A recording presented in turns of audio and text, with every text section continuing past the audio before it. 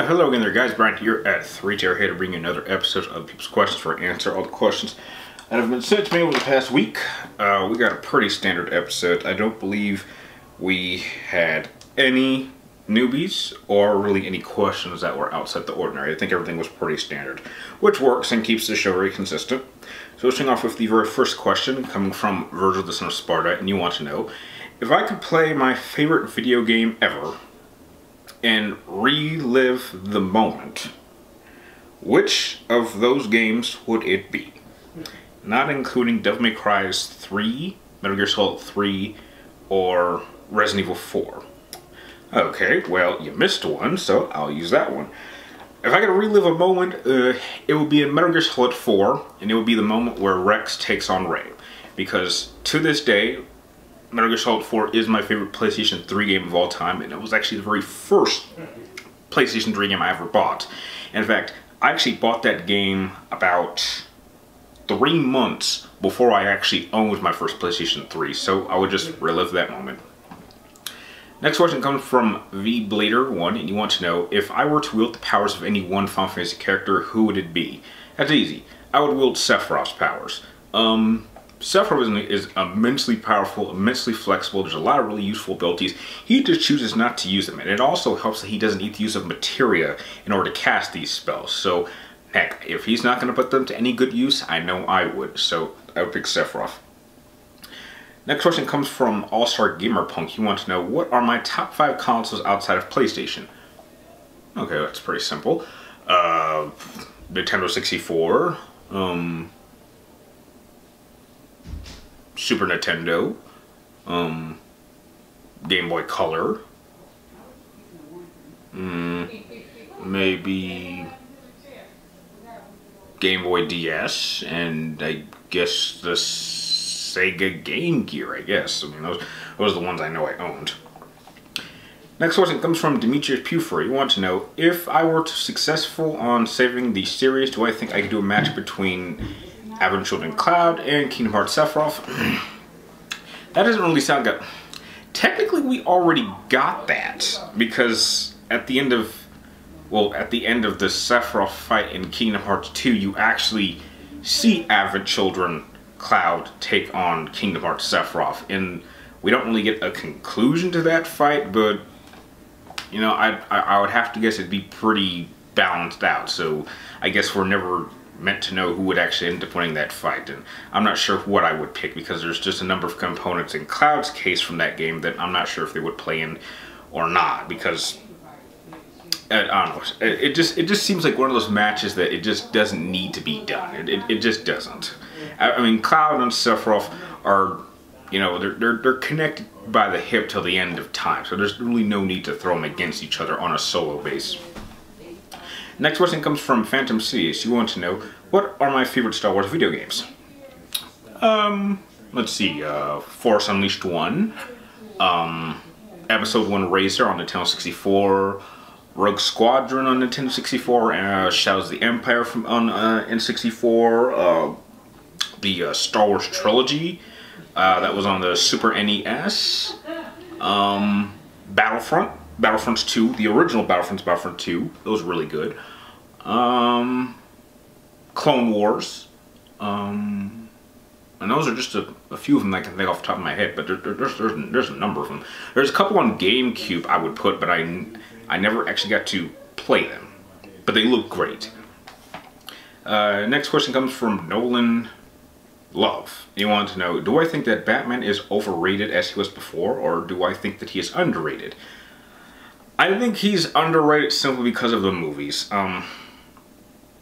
You know, I think that most people don't acknowledge that the Hollywood films actually have a major influence on the reputation of certain characters, and so if they're not doing too well on the big screen, then most people just think that they're underrated or they're not doing so well. But no, I think Batman is where he needs to be. I don't think he's overrated, but I certainly don't think he's underrated. I'm sure if Warner Brothers can get their shit together and give us a good solo Batman film, then I'm sure his reputation will go back up to where it was during the Nolan franchise.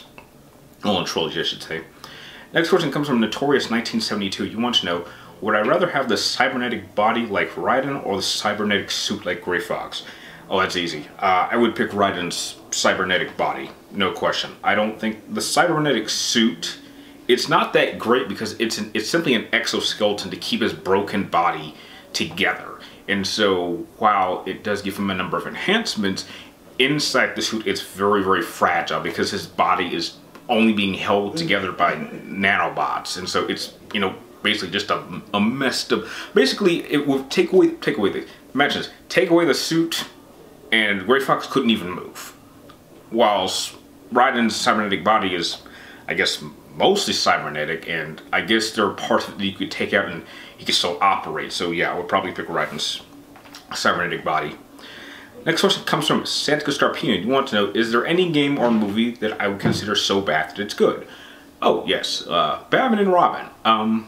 I think that's a movie it's so bad it's good. I mean, if it's ever, you know, playing on television, I would sit down and watch it. I have fun with that movie. I acknowledge it's kind of dumb and ridiculous, but it has a lot of good qualities too, and its influence is actually probably the best thing that ever happened to the Batman franchise, in my opinion. Next question comes from Hashley Critical, and we have another Batman question, and you want to know, who is my favorite Batman ever? Oh, that's easy. Kevin Conroy of animated Batman series. I mean, who else could it be? That's the greatest Batman of all time. Next question comes from Young Y, and you want to know, what is my favorite thing? Okay, what is my favorite time getting a PlayStation system? Like, I got the PlayStation and I was so happy. Probably my PlayStation 2. Because when the PlayStation 2 first came out, I was still in school, but ironically, my dad bought it for me for Christmas that year, but I wasn't allowed to play it until my grades were up. And so it basically sat in the downstairs closet for like 2 or 3 months. And then once, I think after a certain quarter, I got my report card and my grades were significantly up. I had nothing but A's or B's, and I just ran home from school. I just jumped, you know, just went up to my dad and said, Dad, it's like, here's my report card, here's my report card. I was like, can I go play it? And he's like, let me look. It's like, it says, okay, Brian. And I immediately ran to the kitchen, grabbed a knife, I tore that box up, and for the rest of the night, probably going into the morning, all I did was play the 2 games that they came with, because this PlayStation bundle pack, it came with 2 games in it, and that was ATV Off-Road Fury 1 and the first Ratchet and Clank game. And I would probably say that was probably the happiest that I've had getting a PlayStation console, because both the PlayStation 3 and the PlayStation 4 I bought myself. No one else bought those for me. So I think it's just happy that when someone else buys you something that you've always wanted. So yeah. Next question comes from Brady Burke, and you want to know, do I think that Sephiroth is still alive, given the fact that he was strong enough to resist being absorbed by the live stream and his last words to Cloud before he fades away and Advent Children? Physically, do I think he's dead? Yes.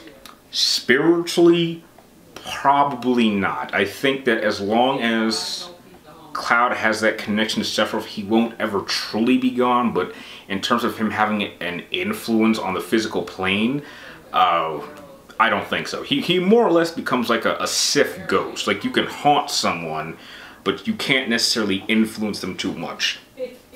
Next question comes from Lugina 13. You want to know, what Final Fantasy game would I love to have get a sequel? Oh, that's easy. Final Fantasy X-2.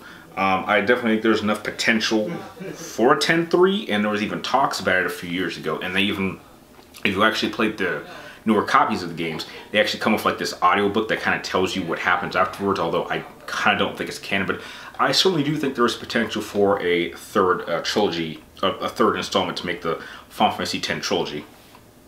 And the last question of the episode comes from the Immortal Spring, and you want to know, where do real Yu-Gi-Oh tournaments happen?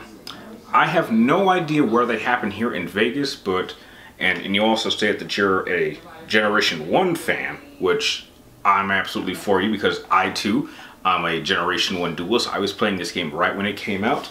I currently do have like decks. Like, this is my Kaiba deck, this is my Yugi deck, and this deck here is actually my personal deck that I've actually been building since I was a kid. And I think I think with the 50 in here, I think only there are 6 cards that are in this deck that were actually in my very first deck when I was a kid.